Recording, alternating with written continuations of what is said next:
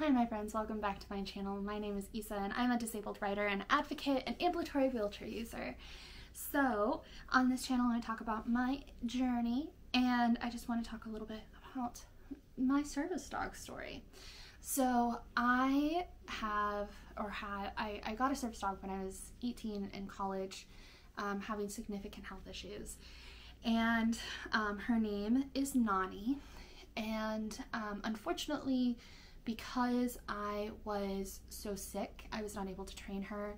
We were working with a family friend who was helping train. And then also due to health circumstances, I actually had to become a wheelchair user around that time, and Nani did not like my wheelchair.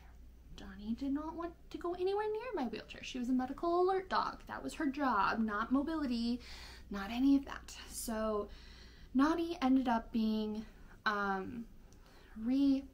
She was still in the same home, but she ended up being picked up by my sister with the same health condition, and now she's trained to be a psychiatric support as well as medical alert, and she's a great dog. She is, against all odds and a lot of hard work from my mom, I will say that, an incredible service dog. But I have been wanting a service dog because I've been needing some mobility support. I would really benefit from a dog to be able to pick up some things off the floor for me, or turn out the lights, shut doors, open doors for me, help me potentially if I progress and need help like getting dressed or like stuff like that. So let me introduce to you Miss Sophie. She's named after Howl's Moving Castle, my favorite Ghibli movie. She's very tired. We went on 2 walks. I've exhausted her, and she was in her kennel, but I wanted to snuggle and show her to you guys, so I might just let her down. So anyway, Sophie is 14 weeks old and she is a golden doodle. As if you've been following my channel, I've been trying to raise money for a service dog for a while, and I had actually kind of accepted that it wasn't going to be happening. And that is when Miss Sophie came into my life. We had some family friends who had bred golden doodles, and funny thing is we had actually looked at these puppies potentially online, but there was a lot of other things, like they're in Texas and we're in Florida, and I wanted to assess a dog before I got it, and it was going to take me a long time to raise any money, and they were very expensive. And anyway, but that family ended up having to deal with some significant family situation, and they needed to get rid of the dogs. They had puppies that they just hadn't been able to sell, and just because of the circumstances that were going on. And so my mom, on a Friday after my break at work, she texted me. She's like, "Hey, you need to call me. It's not an emergency. It's no bad news. Just call me." And so I'm like, I go into my corner. I'm like, my mom told me to text her, and she says it's not an emergency, but she's like, text me now or call me now. And she's like, yeah, you call your mom, because that's fishy. And then my mom's like, hey, by the way, me and Jay are, I don't know why I'm giving her like a weird Midwestern accent. Anyway, me and Jay are on our way to Texas. And I'm like, why are you on the way to Texas? And my mom's like, to pick up your service dog prospect. I'm like, what? Okay. So Miss Sophie came into my life from that way. My mom and my sister drove all night, all the way there and all the way back so they could be back. I met her Sunday. Today is Wednesday, and we have been working non-stop since she got here. I want to make something clear.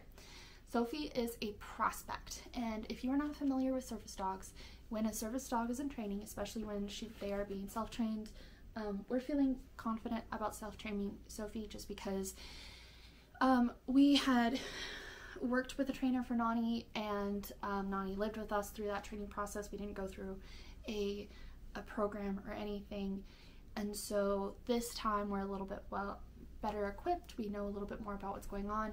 But with that said, Sophie is a prospect, which means that Sophie could end up not being a service dog. She could end up just being a pet and that has to be okay, because at the end of the day, it's what's best for Sophie and it's what's best for me. And if Sophie isn't working well, if she does not do well in the environment, then we're not going to put her in a position that hurts her. But since getting her, I am so happy, because I was very, very nervous about her passing all the assessments that I wanted to do. So one of the assessments was a loud noise. So the puppy's distracted, and then you like drop something heavy and it makes a really loud noise, and then you see how they respond. So fear initially is a generally good response, like not good, but like it happens, it's scary, but it's how they come back after their fear. Will they come back and investigate? And Sophie does, and I'm so happy. We tested that one out. She's very good on her back. I don't know if I'm going to include a clip that has her on her back, but she is such a baby. And the only thing is she's not food motivated, which has good and bad. Our other service dog is very food motivated. Very, very, very food motivated. And in fact, we're trying to use food to get her to like Sophie, because Nani was, I think we brought home Nani a little bit too early. So she missed some key socialization with other dogs and never been really great. She's just been very awkward with other dogs. And so Sophie is, and Nani also had like a poor interaction with another dog last year, and so ever since then she's struggled being around other dogs. She's not done anything to hurt Sophie, she just kind of barks at her and doesn't want her around her, which we're working on. But what's interesting is relearning what everyone's assumptions about service dogs are, because I've been talking a lot about her at work, because people are like, oh, when are you get to bring her? And because she's still a puppy, she's still learning basic commands, and she's doing her basic training, but at the same time, basic training is being done in a very specific way to set her up for success for public access, to set her up for success as my mobility aid assistant when it comes to like picking things up. So let me just take you over the last couple of days. Sophie came to me. I did kind of jump into training maybe a little bit too fast, because I was like, okay, let's just get started, just because I need to see how well you're going to respond. Day one got me nervous. I was sweating. I was so scared, because she just was not food motivated, and she was just like, I don't know. I couldn't read her yet, was part of it. Is I didn't know how to read her stuff. She came pre-crate trained. She's hanging out in her crate right now. She loves her crate. And she's for the most part potty trained. We've only had accidents, but I didn't pay attention to when she was telling me she had to go potty. But anyway, so that part's good. But we're learning sit, we're learning down, we're learning weight, we're learning side. She's very natural at side. She wants to be on top of you all the time. And I was actually able to get an extra day off this week and get it as a holiday pay. So I got paid for my extra day off to be able to spend 3 days in a row with Miss Sophie. So that is very good, and I've just been nonstop. But so far, our skills that we've worked on, that we have fairly gotten, she's down, or sit. Down is iffy because she's so wiggly that when she goes down, she like rolls on her back and she like rolls to the side. I'm like, okay, are you actually downing, or is you, because she just likes to lay down. But we're working on it. We introduced Stay. That one is a slow introduction because Stay needs to work with like her name, and so she's still learning her name. We've gotten Side. She does beautifully. I'm so excited about this. She does so beautifully with my wheelchair. I was so scared. That was us on day 2. Day 2 we had her out.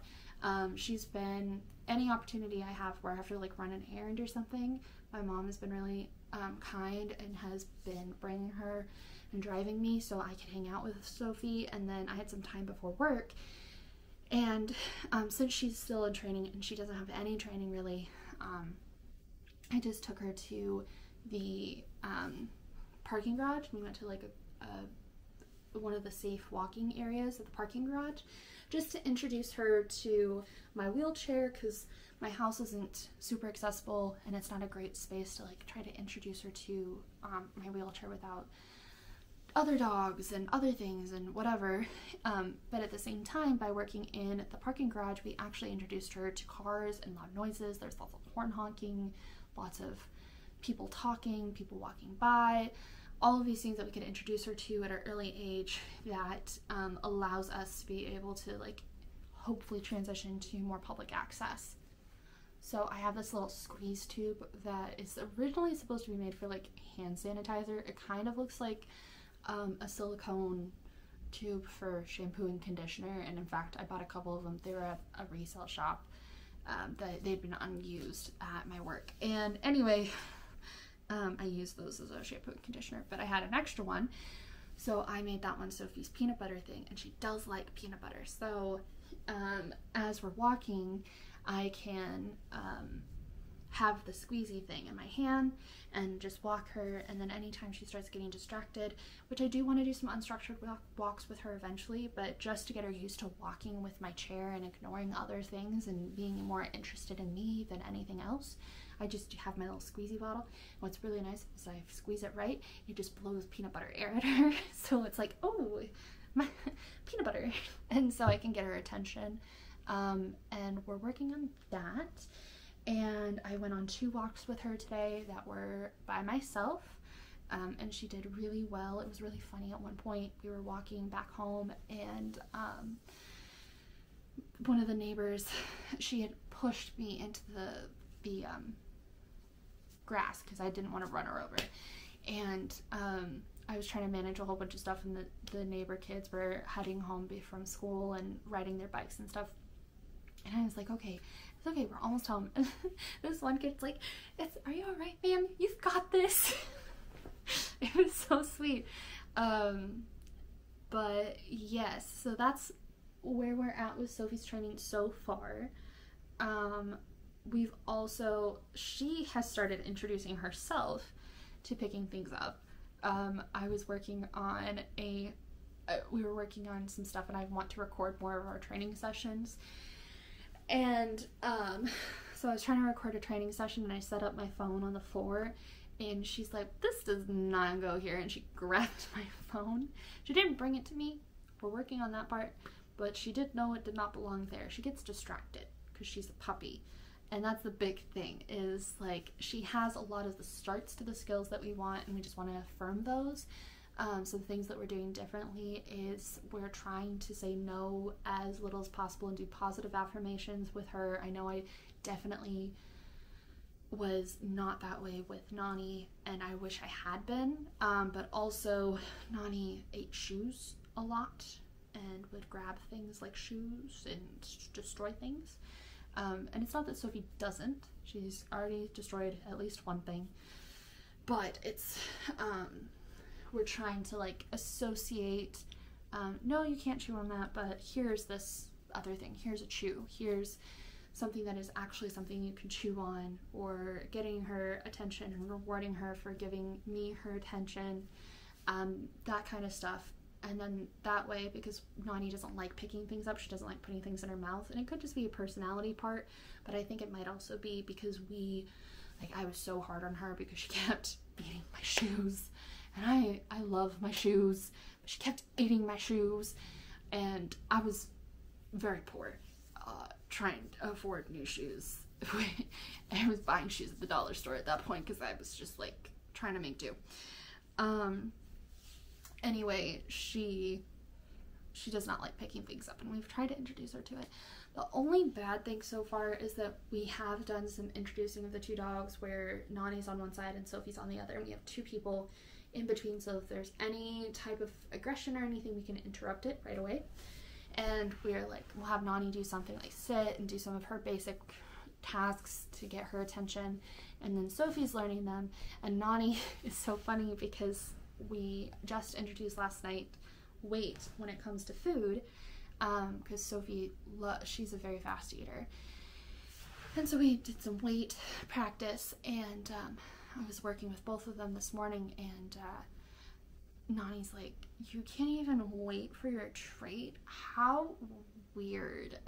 She just like gave her the side eye. But they're doing fairly well. Sophie's doing honestly phenomenal. Doing so well. I'm so proud of her. But I just wanted to share that she's here and we're gonna get her little in-training vest today. She's probably gonna be a homebody for at least 2 weeks. She's got her final set of vaccinations this week, so that's tomorrow. We just went on a short walk around the neighborhood. I didn't let her walk around the gas or anything. We just went on the cement. And she's been riding in the car. But I'm so pleased with her. I'm so happy with her. I'm also exhausted because she's a puppy. Puppies are exhausting. My mom, last night, I hadn't eaten dinner, and so at midnight I was fixing myself some dinner because this thing was keeping me busy all night. And I was making myself dinner, and Sophie was asleep in her kennel. My mom was like, "Where's Sophie?" I'm like, "She's asleep." And my mom's like, "You let her sleep and you're up? You're gonna regret that. You need to sleep when the baby sleeps." And I keep hearing that, "You need to sleep when the baby sleeps." I'm like, "Mom, I can't. I struggle with sleep as it is." So we're working on it. We're okay. At least I have some practice functioning off of little sleep. And this is getting me to take more naps, as I probably should. But anyway, that's the update. That is where we're at. Miss Sophie is dreaming, so she's kicking away. I'm gonna let her sleep soundly, and I will see you guys next week. And if you have any questions about service dogs or her training, leave them down below. I hope to like do a more in-depth video about her training process once we have some kind of rhythm more solidly down. Right now it's just kind of figuring out what she works best with. She has so much energy. I have to get some of her energy out before we can work. So wish me luck. She's so cute and doing such a good job. But anyway, have a great day. Bye.